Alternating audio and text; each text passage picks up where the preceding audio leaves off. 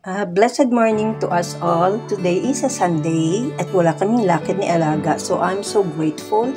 Happy to hear that wala kaming lakad since makakapaglinis ako the whole unit and then makakapagplancha at linis din doon sa terrace which I wasn't able to do because of the hectic schedules na early in the morning I was with my ward and na uwian na. So, it seldom happen na pagpupunta ako doon sa market to do my marketing and do the cleaning of the fishes, seafoods that I bought. So, hindi na ako makakapaglinis. Now, so happy, so grateful that I have enough time to clean, to iron. So, this is our pagkain for today. I did some ginataang gulay na sari-sari. Nagpa-boil ako ng mainit na tubig so I can have some coffee. Ito, nagprito ako ng daing na bangus for my ward's ulam. Then later, magpiprito din ako ng bulad, which is one of my favorite para na tamang-tama pares doon sa ginataan ko na gulay.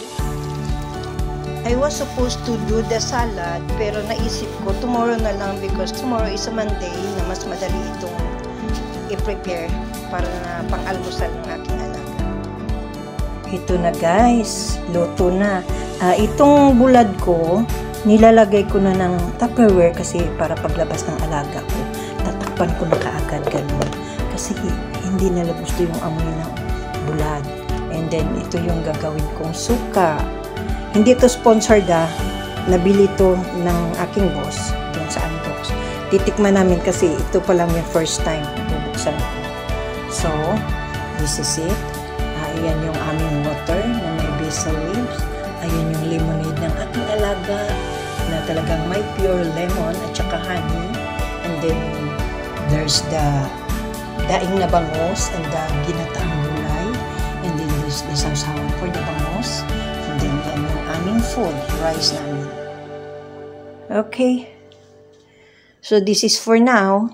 Thank you. Thank you very much sa inyong lahat na sumisilip, sumusubaybay sa aking maliit na channel. Thank you everyone. Maraming salamat. This is Bula na Chimi. God bless us all. Anyway, it's on a Sunday pala ito, ha? Maraming salamat sa inyo.